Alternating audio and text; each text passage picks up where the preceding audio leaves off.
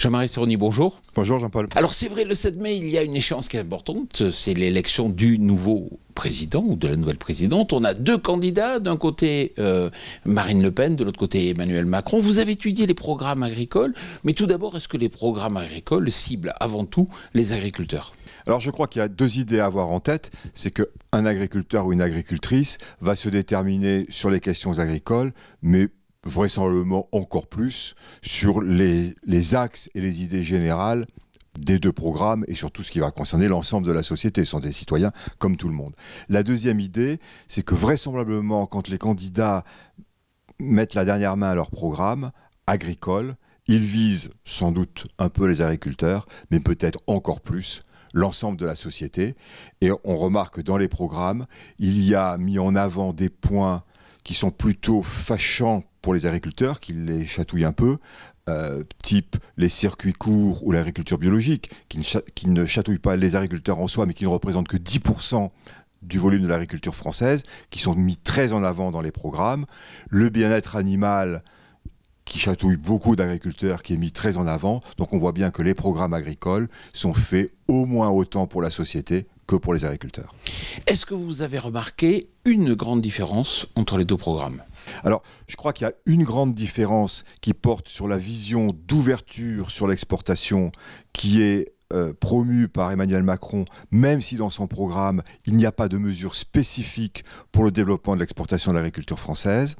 Et du côté de Marine Le Pen, au contraire, on est sur une vision de sortie de l'euro, donc de modification des règles internes à l'Union européenne, peut-être de sortie de la politique agricole commune et de l'Union européenne, et surtout de contrôle de nos frontières sur l'importation de produits agricoles qui ne seraient pas conformes à nos normes de production. Donc ça, c'est un clivage important entre les deux programmes.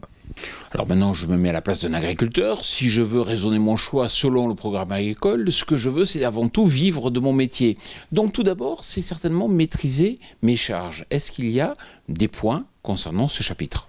Alors, si vous voulez vous déterminer en fonction du programme qui va le mieux maîtriser vos charges, vous n'avez pas énormément de différence entre les deux programmes. Il y a même beaucoup de convergence sur ce point de maîtrise des charges.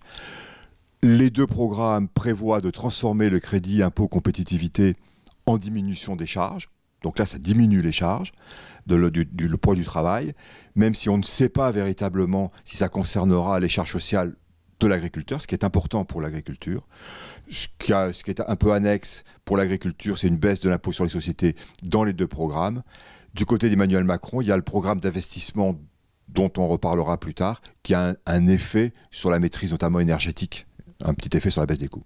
Alors, l'autre aspect qui est important, c'est de mieux vendre son produit, de le vendre plus cher. Sur quel levier vont jouer justement les candidats ? Alors, sur le développement des produits, encore une fois, du côté d'Emmanuel Macron, il y a la reconnaissance de l'exportation sans véritablement plan d'action exprimé là-dessus. Dans les deux cas, il y a la promotion des circuits courts et des systèmes alimentaires locaux avec une ambition sur la commande publique très affichée chez Marine Le Pen, de dire il y a un minimum important de commande publique qui doit être sur les produits français. Chez Marine Le Pen, il y a un étiquetage spécifique des produits français.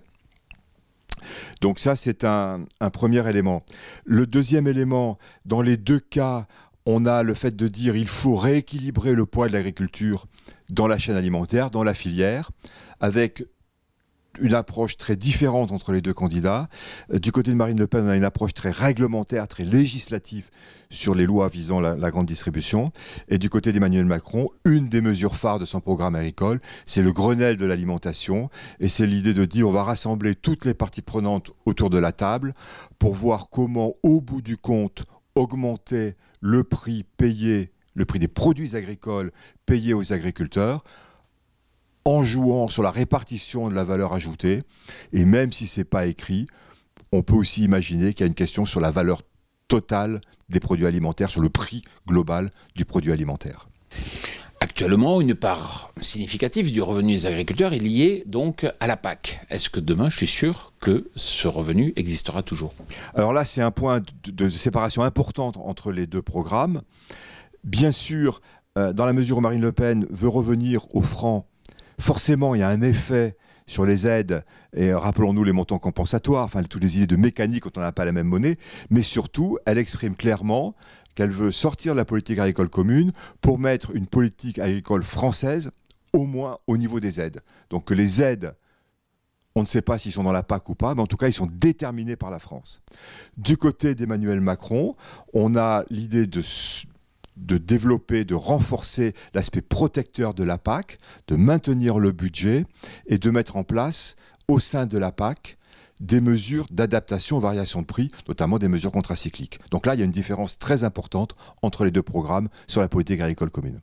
Si on a une vision à moyen ou à long terme, on le sait, l'agriculture est soumise à une forte compétitivité. Est-ce que quelque part, au travers des choix des politiques agricoles, est-ce que je suis sûr que mon outil agricole, demain, va pouvoir se moderniser, voire s'adapter ?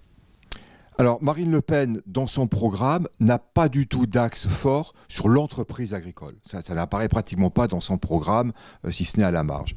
Du côté d'Emmanuel Macron, les mesures d'adaptation de l'entreprise agricole au sens de la modernisation de la gestion de l'entreprise agricole, notamment par la fiscalité, curieusement, il n'y a pas grand-chose. Par contre, il y a un axe très important sur la modernisation de l'outil de production, avec un plan de compétitivité sur 5 ans de 5 milliards d'euros. Les exemples mis en avant, ce plan pourrait paraître surprenant, on entend souvent que l'agriculture est surinvestie, les exemples qui sont mis en avant sont presque toujours la filière porc et la filière volaille. Et mis en avant des circuits courts et des systèmes agricoles respectueux de l'environnement. Alors, c'est vrai que si j'ai une grande exploitation ou une petite exploitation, peut-être demain, elle sera plus ou moins appréciée positivement par le gouvernement ou le président de la République ou la présidente de la République. Est-ce que concrètement, si j'ai une grande exploitation, j'ai des chances d'être en accord avec la future politique ? Alors, la question qu'on peut se poser, si je suis chef d'entreprise, quel est le poids de la politique publique dans mes décisions ? Mais une constante de la politique française depuis les années 60, depuis De Gaulle et Pisani, c'est le choix de privilégier l'exploitation de taille moyenne. Contrairement à ce qu'on dit, on ne privilégie pas la très petite exploitation, si on compare aux Allemands par exemple, et on ne favorise pas non plus les grosses exploitations. Qu'en est-il là ? Marine Le Pen s'exprime extrêmement clairement contre les grosses exploitations. Là, c'est très clair.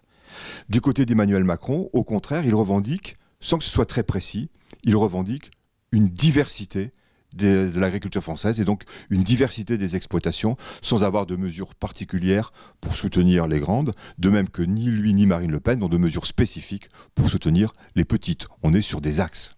Jean-Marie Sorny, merci beaucoup. Merci.